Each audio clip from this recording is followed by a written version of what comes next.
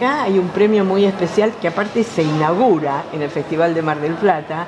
Es Astor Piazzolla de Canillita, como apareció en una película con Gardel, nada menos. Y este premio es nada menos que para el Cine Núcleo. Cuánta emoción toda junta, ¿no? La verdad que sí, imagínate recibir este premio por 70 años de trayectoria ininterrumpida, ser la primera edición de este premio, nos reviste de orgullo y bueno, que hayan elegido a Núcleo como entidad de difusión cultural y por su trayectoria y por su lucha para la difusión del buen cine y el reconocimiento de un festival de clase A como es Mar del Plata y por las nuevas autoridades, que ya hace tiempito. Nosotros tenemos el clásico de José Martínez Suárez, o sea, todo lo que viene después de él es nuevo. Exacto. Pero bueno, estamos muy felices, muy contentos y realmente recién fue el evento en el cual me entregaron este premio en nombre del Cine Club Núcleo.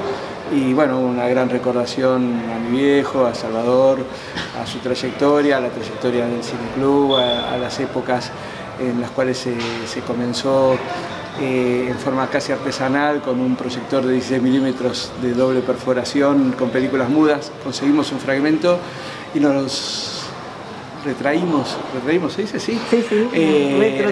Retrotraímos 70 años atrás y vimos la primera proyección, la presentación de la película, que fue la primera proyección de Núcleo, que fue La carreta de James Cruz, del año 1923. Esa película se pasó en un sótano con un proyector de doble perforación Kodascope de 16 milímetros en una pantalla que era una sábana.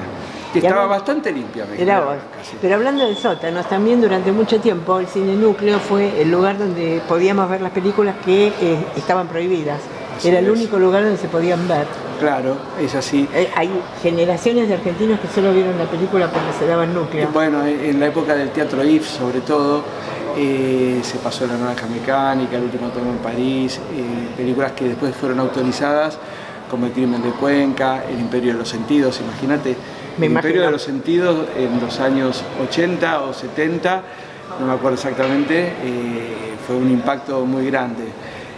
Bueno, las películas prohibidas se daban por una autorización, porque Tato, el censor, era un tipo muy complicado, pero él era periodista, era colega tuyo, era colega de mi viejo, y tenía una cosita como que le daba cierta vergüencita lo que hacía, pero también estaba orgulloso de lo que hacía.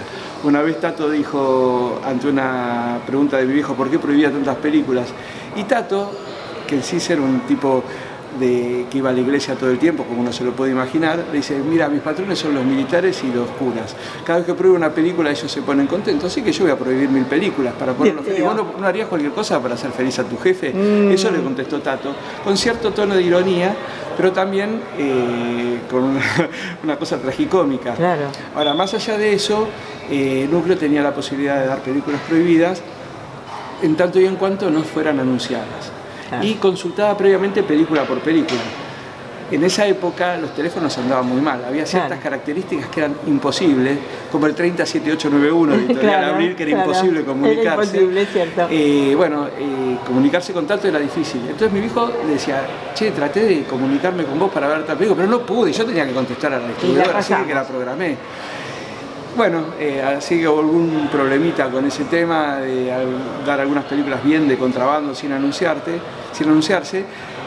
pero lo más gracioso era que cuando se daba una película prohibida en el Cineclub la semana anterior se decía, bueno, la semana que viene vamos a tener un importante preestreno. Exacto. Ese era el clásico, la clave. Entonces la semana siguiente, cuando iba a haber un importante preestreno, se llenaba la sala porque toda la gente sabía que iba a ser una película prohibida. Doy fe, se llenaba hasta la última fila del pullman. Sí, me acuerdo. Después también hubo, esos son tal vez las anécdotas graciosas.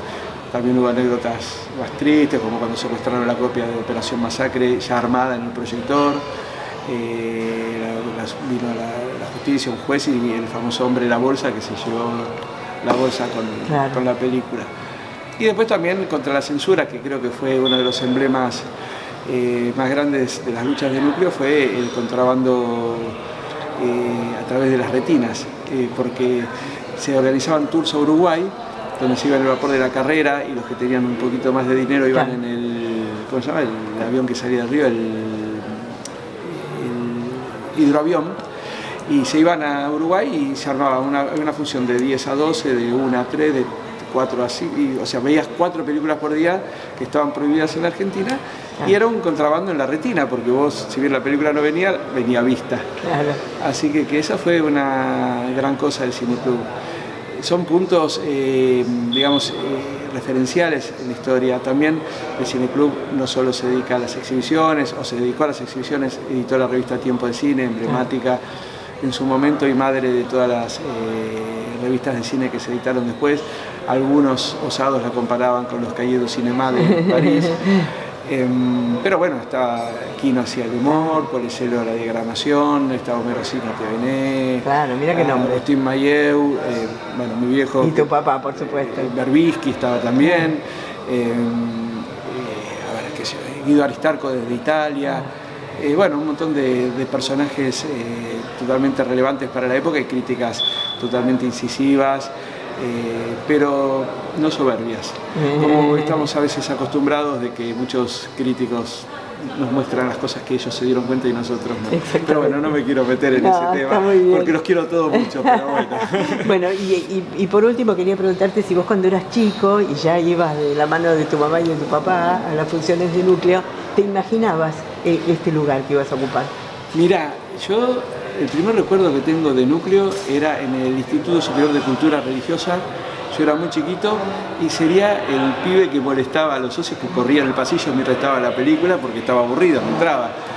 Obviamente que no. Y siempre tuve, yo me recibí de contador, trabajé en Asindar hasta que mi papá se enfermó y bueno, asumí la dirección del Cineclub como bien familiar, porque mi viejo al retirarse, que terminara núcleo era como una segunda...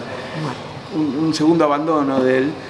Y bueno, mi gran desafío era saber si yo iba a poder continuar la creación de él. Que no fue solo de él, obviamente estuvo acompañado por un montón de gente, de socios, de gente de la comisión, del público, de los distribuidores que nos ayudan tanto, de la prensa que nos apoya tanto, y eventualmente de casi todas las dirigencias del Inca. Claro. Salvo algunos vaivenes en algunos momentos, pero no importa, no viene al caso recordarlo, pero obviamente ahora estamos en un presente muy feliz, muy reconocido, nos tratan muy bien y yo realmente me siento realizado, estar haciendo notas, contento, feliz y llegar a los 70 años, que no es fácil llegar a una... No sé si hay otros casos en el mundo, muy pocos. Es difícil llegar a los 70 años en una actividad comercial, formal y todo, imagínate una entidad cultural. Claro. Tengo que reconocer que el Cineclub Santa Fe tiene un año más que Núcleo y Guillermo Arch sigue también la obra de Juan Carlos Arch, que era su padre, que también falleció, y lo lleva muy bien. Ellos tienen una sala propia, que es el Cine América, y bueno, también hay otro Cineclub, pero creo que de la trayectoria de Núcleo no mucho. Los orígenes de Núcleo está Pipo Mancera, que era un cinéfilo, Borges, que también era cineclubista. Y bueno, hay personajes totalmente importantes en la historia y de hecho en este festival de Mar del Plata donde se le rinde homenaje a Leonardo Fabio tiene mucho que ver con la historia de Núcleo y tampoco por ser fanfarrón voy a decir que Núcleo tiene mucho que ver en la historia de Fabio. Crónica de un niño solo, él había hecho un guión, se lo contó a mi viejo esto y también salió publicado hace poquito, había hecho un guión y a la noche vio una película de Bresson en Núcleo y era igual a lo que él había escrito. Pero de casualidad, él no la había visto. Entonces dice que si presentaba esa película, iban a hacer juicio por plagio, o que podía pasar cualquier cosa. Entonces él cambió un poco el guión y de ahí salió Crónica de un niño solo. O el romance de Aniceto y la Francisca, él tenía unos bocetos, unos proyectos, y estaba en Núcleo y mi viejo le presentó a Walter Achúdar y a Bresky, que eran dos socios de Núcleo, y fueron los productores de la película, así que podríamos decir que esa película también es producto de Núcleo. También pasaron por ahí Fernando Birri, Raimundo Gleiser, Humberto Ríos, Martínez Suárez, Campanella, o sea, para cubrir todo el espectro. Todo el espectro y toda la historia, así que más que merecido, felicitaciones. Bueno, muchísimas gracias, te agradezco mucho.